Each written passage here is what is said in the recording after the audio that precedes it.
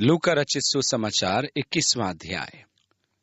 फिर उसने आंख उठाकर धनवानों को अपना अपना दान भंडार में डालते देखा।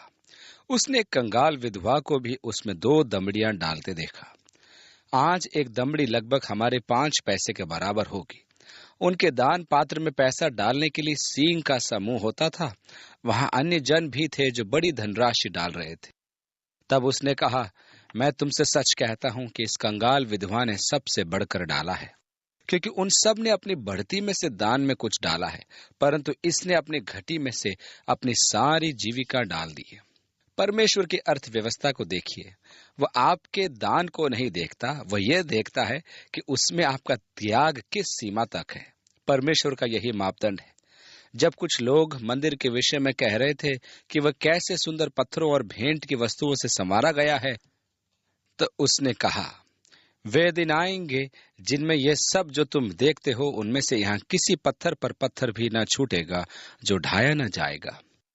जोसेफुस, जो कि एक यहूदियों का बहुत बड़ा इतिहासकार था, उसने मंदिर का एक बड़ा रोचक वर्णन दिया है। उसमें संगमरमर के स्तंभ लगे थे जो केवल एक पत्थर से तराशे गए थे और दीवारों पर सोना गढ़ा हुआ था। यदि कोई दीवार को देखता था तो सूरज के प्रकाश से वह परावर्तन इतना तीव्र होता था कि मानो वो सूरज को ही देख रहा हो। इस कारण मंदिर को देखना संभव नहीं था। उसमें उल्लेख है कि मंदिर में लगाए गए कुछ पत्थर लगभग 1,80,000 किलो के थे। उसके द्वार पीतल के थे। वे सौंदर्य की ही प्रशंसा कर रहे थे। तो यीशु ने भविष्यवाणी में कहा था कि वे दिन आएंगे जिनमें ये सब जो तुम देखते हो उनमें से यहाँ किसी पत्थर पर पत्थर भी न छूटेगा जो ढाया न जाएगा। आज यदि आप मंदिर की पश्चिमी दीवार के सहारे घाटी में जाकर देखेंगे तो पाएंगे कि वहां ये विशाल पत्थर गिरे हुए हैं। उनके गिरने से प्राचीन रोमी सड़क के पत्थर भी टूट गए हैं।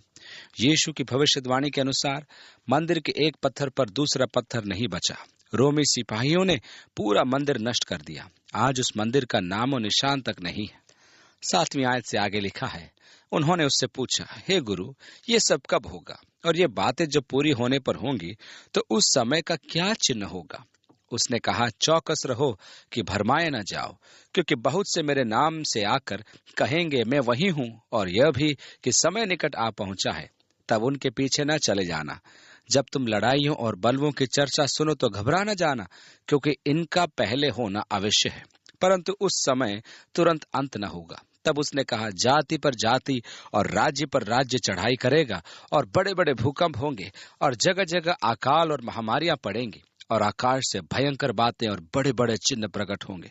परंतु इन सब बातों से पहले वे मेरे नाम के कारण तुम्हें पकड़ेंगे और पंचायतों में सौंपेंगे और बंदीगृह में डलवाएंगे और राजा और हाकिमों के सामने ले जाएंगे। पर यह तुम्हारे लिए गवाही देने का अवसर हो जाएगा। यीशु ने कहा था कि वे उसके नाम के कारण विश्वासियों को पकड़कर राजाओं और महासभाओं के सामने खड़ा करेंगे। कोई बात नहीं, ये तुम्हारे लिए गवाही देने का अवसर हो जाएगा। मैं तो पौलुस की गवाहियों पर मंत्र मुग्ध हो जाता हूँ। उसने राजा अग्रिप्पा से कहा, मैं इसे अपना सौभाग्य मानता हूँ कि तेरे समक्ष अपने अनुभव का वर्णन करूँ, क्योंकि मैं जानता हूँ कि तूने यहूदियों की व्यवस्था को पढ़ा है और इन बातों को समझता है। यीशु का कोई काम छिपा नहीं था। मैं तेरे जैसा ही था। मैं इस पुरुष का विरोधी था और मुझे इसके लोगों को पकड़ने के लिए नियुक्त किया गया था। उसने अपनी पूरी गवाही अग्रिप्पा को सुना दी। राजा अग्रिप्पा, क्या तू विश्वास करेगा? मैं जानता हूं कि तुझे विश्वास है। उसने पौलुस से कहा, तेरे अधिक ज्ञान ने तुझे मतवाला बना दिया है। क्या तू यह सोचता है कि तू मुझे मसीही विश्वास में लाने पर बाध्य कर देगा? बाध्य तो नहीं, पौलुस ने प्रयास किया। बाइबल से हमें जानकारी नहीं मिलती है कि जब पौलुस रोमी सम्राट नीरो के समक्ष उपस्थित हुआ तब क्या हुआ। ऐतिहासिक अध्ययन से हमें ज्ञात होता है कि नीरो आरंभ ही से बुरा नहीं था। वह चाहता था कि कुछ स्मारक आदि बनाकर रोम में अपना चिन्ह अंकित करे। उसका गढ़ ही एक स्मारक है, वो अभी खुदाई में पाया गया है। फेस्तुस के समक्ष पौलुस ने कैसर की दुहाई दी थी, इसलिए उसे बंदी बनाकर रोम लाया गया था। उसने फिलिपियों के पत्री में कैसर से भेंट करने की आशा व्यक्त की है। मुझे पूरा विश्वास है कि पौलुस ने नीरो को ऐसी गवाही सुनाई होगी जो कलीसिया के इतिहास में बेजोड़ है। यही वह समय था जब नीरो में दुष्टात्मा ने प्रवेश किया। उसने वैभवशाली रोम को जला दिया था और मसीहियों पर उसका आरोप लगा दिया था। ऐसा काम तो दुष्टात्मा ग्रस्त मनुष्य ही कर सकता है। परंतु विशेष बात यह है कि यीशु का कहा पूरा हुआ और पौलुस ने इसका पूरा लाभ उठाया कि वह यीशु की गवाही दे।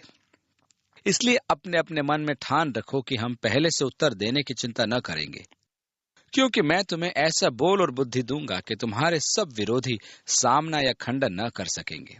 क्या बोलना है, प्रभु वचन देगा। तुम्हारे माता पिता और भाई और कुटुंब और मित्र भी तुम्हें पकड़वाएंगे, यहाँ तक कि तुम में से कुछ को मरवा डालेंगे। मेरे नाम के कारण सब लोग तुमसे बैर करेंगे, परंतु तुम्हारे सिर का एक बाल भी बांका न होगा। अपने धीरज से तुम अपने प्राणों को बचाए रखोगे। अति महत्वपूर्ण परामर्श कि अपने धीरज से तुम अपने प्राण को बचाए रखोगे। परमेश्वर हमारी सहायता करे, क्योंकि जब परमेश्वर की बातों का प्रश्न उठता है तो हम अधीर हो जाते हैं। परमेश्वर मुझे और आपको धीरज प्रदान करे। 20वीं आयत में लिखा है, जब तुम यरूशलेम को सेनाओं से घिरा हुआ देखो तो जान लेना कि उसका उजाड़ जाना निकट है। तब जो यहूदिया में हों वे पहाड़ों पर भाग जाएं, और जो यरूशलेम के भीतर हों वे बाहर निकल जाएं, और जो गांवों में हो वे उसमें न जाएं। रोम विद्रोह का पलटा लेगा। यीशु की भविष्यवाणी पूरी हुई। उन दिनों में जो गर्भवती और दूध पिलाती होंगी उनके लिए हाय हाय, क्योंकि देश में बड़ा क्लेश और इन लोगों पर बड़ा प्रकोप होगा।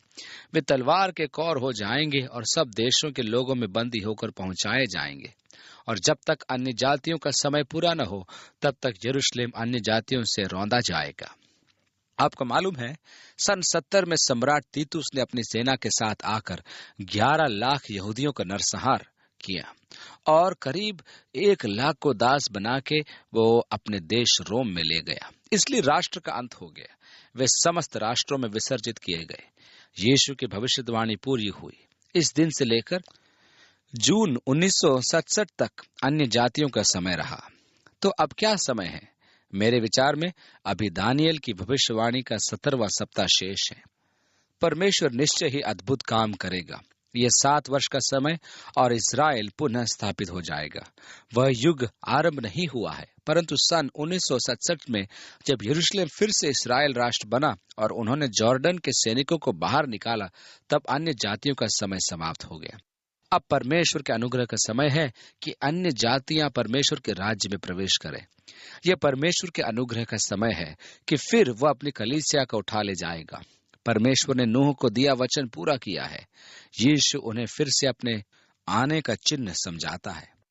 25वीं आयत में, सूरज और चांद और सितारों में चिन्ह दिखाई देंगे और पृथ्वी पर देश देश के लोगों को संकट होगा, क्योंकि वे समुद्र के गरजने और लहरों के कोलाहल से घबरा जाएंगे। हेली का धूमकेतु पुनः आने वाला है। खगोल शास्त्र में किसी उल्का या धूमकेतु के पृथ्वी से टकराने के अनेक अनुमान है।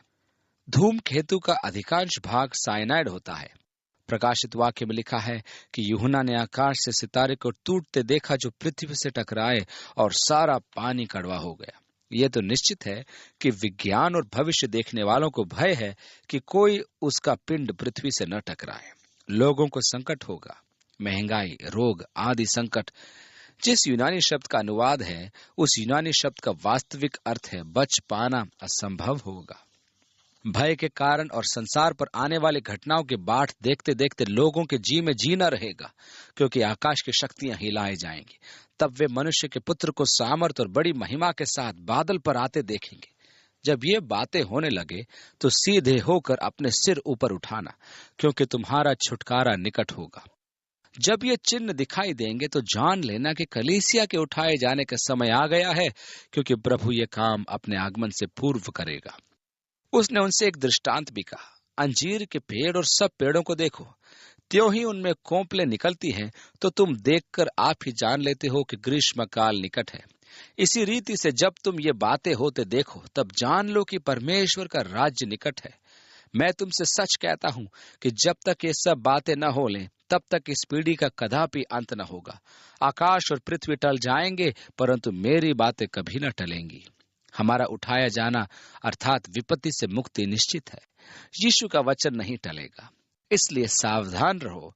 ऐसा न हो कि तुम्हारे मन खुमार और मतवालेपन और इस जीवन की चिंताओं से मुक्त हो जाए और वह दिन तुम पर फंदे के समान अचानक आ पड़े, क्योंकि वह सारी पृथ्वी के सब रहने वालों पर इसी प्रकार आ पड़ेगा। इसलिए जागते रहो और हर समय प्रार्थना करते रहो कि तुम इन सब आने वाली घटनाओं से बचने और मनुष्य के पुत्र के सामने खड़े होने के योग्य बनो।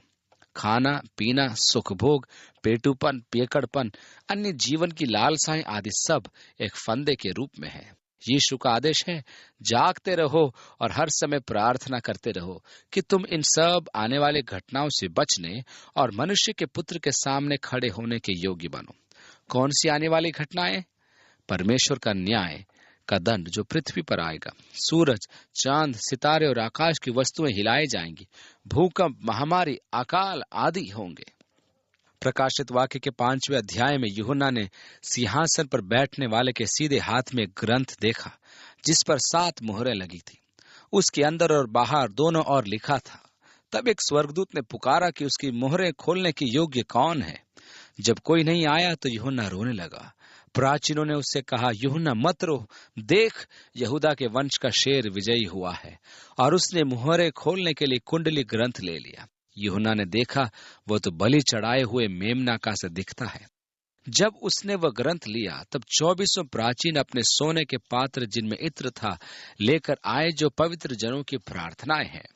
उन्होंने परमेश्वर के सिंहासन के सामने उन्हें चढ़ाया और गाना गाया कि मेमना योग्य है कि उस ग्रंथ की मुहरों को खोले, क्योंकि वह मारा गया और उसने अपने लहू से प्रत्येक जाति, वंश, कुल, भाषा और लोगों को मुक्ति दिलाई, और उसने हमें हमारे परमेश्वर के निमित्त राजा और याजक बना दिया, और हम उसके साथ पृथ्वी पर राज्य करेंगे। यह विपत्ति से पूर्व का समय है। उसने पहली मोहर खोली तो एक सफेद घोड़े पर घुड़सवार निकला। पुस्तक के खुलते ही विपत्ति का युग आरंभ हुआ। जब मसीह यीशु पुस्तक लेने आ रहा है तब कलीसिया का यह गाना होगा। यह गाना वे लोग गा रहे हैं जिन्होंने यीशु के आदेश अनुसार जागते रहकर प्रार्थना की। वे आने वाली घटनाओं से बचने और मनुष्य के पुत्र के सामने खड़े होने के योग्य बने हैं। प्रकाशित वाक्य में 6, 7 और 8 अध्यायों में इसका पूरा विवरण है। वह दिन को मंदिर में उपदेश करता था और रात को बाहर जाकर जैतून नामक पहाड़ पर रहा करता था, और भोर को तड़के सब लोग उसके सुनने के लिए मंदिर में उसके पास आया करते थे। जब महायाजक, शास्त्री और प्राचीन यीशु की हत्या का षड्यंत्र रच रहे थे तब यीशु की लोकप्रियता चरम सीमा पर थी। अगले अध्यायों में यीशु के जीवन की अंतिम घटनाएं हैं। आइए हम प्रार्थना करें। पिता, जब हम संसार को जिसमें हम रहते हैं देखते हैं और तेरे वचन को पढ़ते हैं तो पाते हैं कि तेरा वचन पूरा हो रहा है। हम इज़राइल राष्ट्र को फिर से ऊपर उठता देखते हैं। हम यरूशलेम को पुनः इज़राइल की सीमा में देखते हैं। हम देश देश के संकटों को और दूसरों के विरुद्ध और राज्यों को एक दूसरों के विरुद्ध देखते हैं। भूकंप, महामारी, अकाल आदि देखते हैं। हे प्रभु, हमारी सहायता कर कि हम इन सब घटनाओं से बचने के योग्य समझे जाएं। हे प्रभु, हम परमेश्वर के सिंहासन के पास खड़े होना चाहते हैं और हमारे प्रभु और मुक्तिदाता यीशु का गुणगान करना चाहते हैं।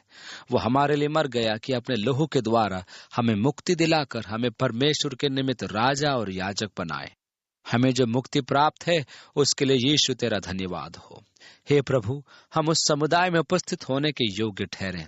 यीशु के नाम में आमीन।